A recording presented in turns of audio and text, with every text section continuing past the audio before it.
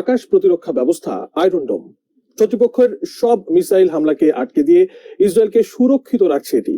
সম্প্রতি ইরানের ছোঁড়া ৩০০ এর বেশি ক্ষেপণাস্ত্র ও ড্রোনের ৯৯% আটকে দিয়েছে আয়রন ডোম ডিফেন্স সিস্টেম। কোনোভাবেই কি ফাঁকি দেওয়া সম্ভব নয় আয়রন ডোমকে? এই প্রশ্নও এখন জনমনে। বাকিটা জানা। এতক্ষণ শিরোনাম শুনছিলেন, এবার বিস্তারিত। প্রিয় দর্শক, আপনি যদি এই চ্যানেলে নতুন হয়ে থাকেন, ভিডিওটি দেখতে দেখতে চ্যানেলটি সাবস্ক্রাইব করে আমাদের সঙ্গেই থাকুন।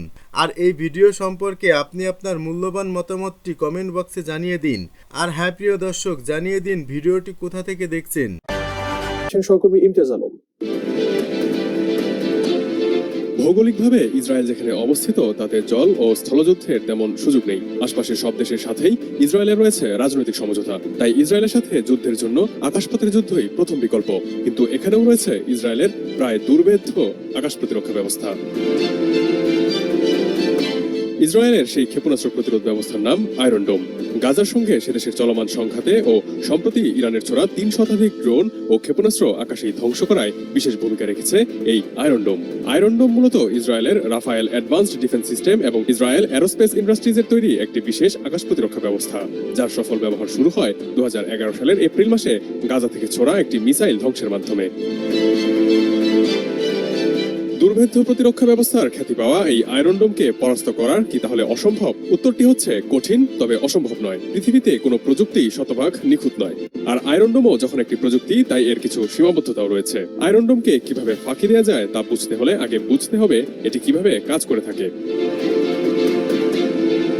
আয়রন ডোমের 3টি প্রধান সিস্টেম আছে। একটি রাডার সিস্টেম, দ্বিতীয়টি কমান্ড অ্যান্ড কন্ট্রোল সিস্টেম এবং তৃতীয়টি মিসাইল লঞ্চার। আয়রন ডোমকে যদি একটি মানবদেহের সাথে তুলনা করা হয় তাহলে বলা যায় রাডার স্টেশন হলো তার চোখ, কন্ট্রোল সেন্টার তার মস্তিষ্ক এবং মিসাইল লঞ্চার হলো তার হাত পা। রাডার স্টেশনের কাজ হলো শত্রুপক্ষ থেকে আগত রকেট এবং এর গতিপথ ট্র্যাক করা এবং কন্ট্রোল সেন্টারকে একটি বার্তা পাঠানো। কমান্ড অ্যান্ড কন্ট্রোল সেন্টার প্রাপ্ত বার্তার ভিত্তিতে এটি নির্ণয় করে যে রকেটটি আসছে সেটি মূলত কোথায় পড়তে চলেছে। আয়রন ডোম সিস্টেম সাধারণত সেই রকেটগুলো এড়িয়ে চলে যে রকেটগুলো জনবসতির জন্য হুমকি নয়। যদি মনে হয় যে আগত রকেটটি একটি থ্রেট, তাহলে কন্ট্রোল সেন্টার তার সাথে যুক্ত মিসাইল লঞ্চারকে একটি কমান্ড পাঠায় রকেটটিকে ধ্বংস করার জন্য। মিসাইল লঞ্চার কন্ট্রোল সেন্টার থেকে বার্তা পাওয়ার পর তখন এর কাজ হলো একটি ইন্টারসেপ্টর মিসাইল নিক্ষেপ করে থ্রেট হয়ে আসা ওই রকেটটিকে ধ্বংস করে ফেলা। আয়রন ডোম প্রতিরক্ষা ব্যবস্থার প্রথম সীমাবদ্ধতা হচ্ছে একসাথে অনেকগুলো ক্ষেপণাস্ত্র প্রতিহত করতে না পারা। ইসরায়েলের কাছে আয়রন ডোমের 10টি ব্যাটারি ইনস্টল করা আছে। এর এক একটিতে 80টি পর্যন্ত ইন্টারসেপ্টর থাকে, যা ডিটেক্ট করা মিসাইলকে আকাশেই ধ্বংস করে দেয়। এর এক একটির দাম $1 লাখ পর্যন্ত হয়ে থাকে। সর্বশেষ অক্টোবর মাসে হামাসের ছোড়া 5000 রকেটকে প্রতিহত করতে গিয়ে হিমশিম খায় আয়রন ডোম। সংবাদ মাধ্যম বিজনেস ইনসাইডারের এক রিপোর্টে অবসরপ্রাপ্ত ইউএস এয়ারফোর্সের কর্নেল সেড্রিক লেইটন আয়রন ডোমের এই ব্যর্থতাকে প্রযুক্তির ক্লাসিক ব্যর্থতা বলে অভিহিত করেছিলেন। ক্যামেরা এবং রেডিও ও টেলিফোন যোগাযোগ পর্যবেক্ষণ সহ গাজায় ইসরায়েল যে নজরদারি কৌশল ব্যবহার করে থাকে, হামাস সেই সিস্টেমগুলোকে বাইপাস করে অফলাইন থেকে হামলা চালায়। এভাবেই একসাথে অনেক পরিমাণ রকেট ও মিসাইল হামলা চালিয়ে দিশেহারা করে দেওয়া যেতে পারে আয়রন ডোমকে। আয়রন ডোমের আরেকটি সীমাবদ্ধতা হলো এর ব্যয়বহুলতা। এটি স্থাপনে ব্যয় হয়েছে প্রায় $3 বিলিয়ন। এর বিপরীতে হামাসের ছোড়া ক্ষেপণাস্ত্রগুলোর প্রতিটির দাম মাত্র $600। আয়রন ডোম ইন্টারসেপ্টরের তুলনায় প্রায় 100 গুণ কম ব্যয়বহুল। তাই সস্তা ড্রোন ও রকেট দিয়ে আয়রন ডোমের অতি দামি ইন্টারসেপ্টরকে ব্যবহার করিয়ে আর্থিকভাবে চ্যালেঞ্জের মুখে ফেলে পরবর্তীতে পূর্ণমাত্রায় যুদ্ধে অবতীর্ণ হয়ে ইসরায়েলকে টেক্কা দেওয়া যেতে পারে। 6 মাসের বেশি সময় ধরে চলছে হামাস ইসরায়েল সংঘাত। ধীরে ধীরে আরো জটিল আকার ধারণ করছে পরিস্থিতি। যুদ্ধের শুরুতে দখলদারদের দমনে শুধু ফিলিস্তিনের স্বাধীনতাকামী সংগঠনের পরিকল্পনা থাকলেও বর্তমানে এতে জড়িয়েছে ইরান সহ আরো অনেকে। পাল্টা জবাবে নিরীহ গাজাবাসীর ওপর হামলার মাত্রা বাড়িয়েছে নেতানিয়াহু বাহিনী। মঙ্গলবার গাজার মধ্যাঞ্চলীয় মাগাজি শরণার্থী শিবিরে হামলা চালায় তারা। এতে হতাহত হন অনেকে। একই দিন উত্তরাঞ্চলের জাবালিয়া শরণার্থী শিবিরে বিমান হামলায় ধ্বংসস্তূপে পরিণত হয় একটি মসজিদ সহ বেশ কয়েকটি ঘরবাড়ি। আহত হন নারী শিশু সহ আরো অনেকে। এখানেই শেষ নয়, গাজা সিটির পূর্বাঞ্চলে একটি গাড়িতে হামলায় নিহত হন পথচারী সহ আইন শৃঙ্খলা বাহিনীর কয়েকজন সদস্য। তাণ্ডব অব্যাহত রয়েছে অধিকৃত পশ্চিম তীরেও। গাজাবাসীদের শুধু মেরেই ক্ষান্ত হচ্ছে না ইসরায়েলি সেনারা, তাদের হাতে বন্দীরা শিকার হচ্ছেন যৌন সহিংসতারও। সম্প্রতি প্রকাশিত এক প্রতিবেদনে এমনটাই জানায় জাতিসংঘ।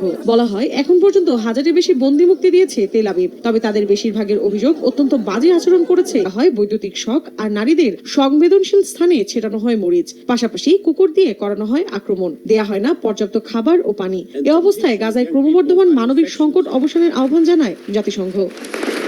একই দিকে ইসরায়েলি কোম্পানির সঙ্গে কাজ করায় যুক্তরাষ্ট্রের বিভিন্ন শহরে বিক্ষোভ করেছেন টেক জায়ান্ট কোম্পানি গুগলের কর্মীরা। তাদের দাবি, অ্যামাজনের সঙ্গে করা $1.2 বিলিয়ন চুক্তি গুগল বাতিল না করলে তারা কাজে ফিরবেন না। মৌসুমীর সাথী, সময় সংবাদ। ইসরায়েল ইরানের হামলা পাল্টা হামলায় উত্তপ্ত আন্তর্জাতিক রাজনৈতিক অঙ্গন। পশ্চিমা অনেক দেশই ইরানের হামলার নিন্দা জানালেও এই ইস্যুতে এতদিন চুপ ছিল চীন। অবশেষে ভাঙল সেই নীরবতা। নেতানিয়াহু বাহিনীর বিরুদ্ধে লড়তে রাইসি প্রশাসন একাই যথেষ্ট বলে জানালো দেশটির পররাষ্ট্রমন্ত্রী ওয়াং ই। বলেন, নিজেদের সার্বভৌমত্ব রক্ষার পাশাপাশি মধ্যপ্রাচ্য উত্তেজনা এড়াতেও দেশটি একাই যথেষ্ট। এদিকে ইরানের পররাষ্ট্রমন্ত্রীর সঙ্গে ফোনালাপও করেছেন ওয়াং ই। চীনা পররাষ্ট্রমন্ত্রীর এমন মন্তব্যের পর বেইজিং ইসরায়েলকে নয় বরং ইরানকেই সমর্থন দিচ্ছে বলে মত বিশ্লেষকদের। এর মধ্যে আন্তর্জাতিক গণমাধ্যমের প্রতিবেদনে উঠে এসেছে চাঞ্চল্যকর তথ্য, যেখান থেকে জানা যায় পশ্চিমারা ইসরায়েলকে সরাসরি সমর্থন দিলেও পর্দার আড়ালে ইরানের ঢাল হিসেবে দাঁড়িয়েছে দুই পরাশক্তি রাশিয়া ও চীন। বিশ্লেষকরা বলছেন, ইসরায়েলের উপর হামলায় মিসাইল গাইডেন্স সিস্টেম হিসেবে ইরান যেমন চীনের বেইদু স্যাটেলাইট নেভিগেশন সিস্টেম ব্যবহার করেছে, এর পাশাপাশি ব্যবহার করেছে রাশিয়ার গ্লোনাস সিস্টেমও। এছাড়া আগে জানা গিয়েছিল রাশিয়ার সঙ্গে ইউএভি তৈরির গবেষণা চালাচ্ছে ইরান। এই ধরনের কিছু ইউএভি ব্যবহার করেছে ইসরায়েলে হামলার সময়ে।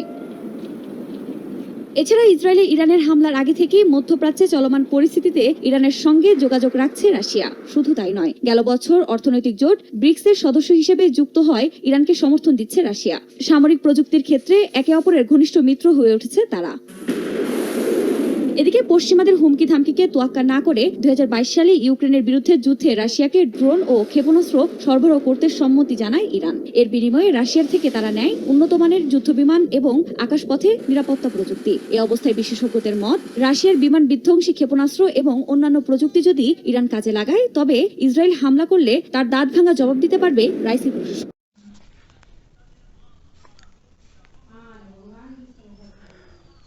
উদীচীর অনুষ্ঠান আইন শৃঙ্খলা রক্ষাকারী বাহিনীকে প্রশ্নবিদ্ধ করেছে ডিএমপি।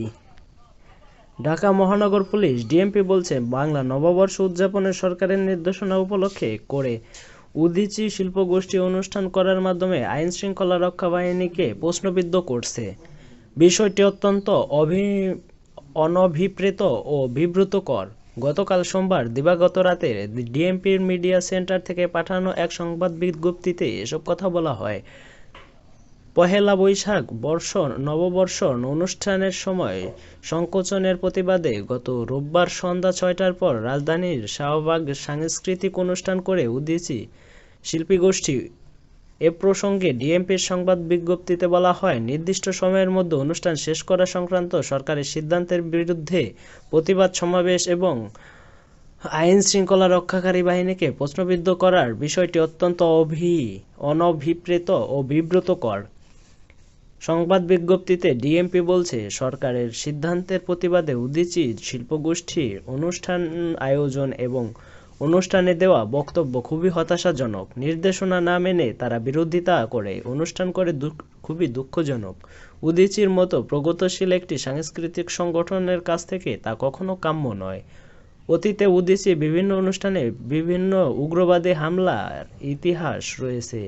তাই উদীচী নিজেদের ও জনগণের নিরাপত্তার স্বার্থে ভবিষ্যতে ডিএমপির নিরাপত্তামূলক নির্দেশনার প্রতি শ্রদ্ধাশীল থাকবে বলে প্রত্যাশা করে হচ্ছে। ডিএমপি বলছে, বিভিন্ন সময়ে বাংলা সংস্কৃতির ধারক পহেলা বৈশাখ উদযাপনের উপর উগ্রবাদী আঘাত এসেছে। বরাবর চেষ্টা করা হয়েছে সংস্কৃতিকে ব্যাহত করার। উগ্রতাবাদের এই ভয়াল থাবা বাংলাদেশের সাংস্কৃতিক অঙ্গনকে বিভিন্ন সময়ে আক্রমণ করেছে।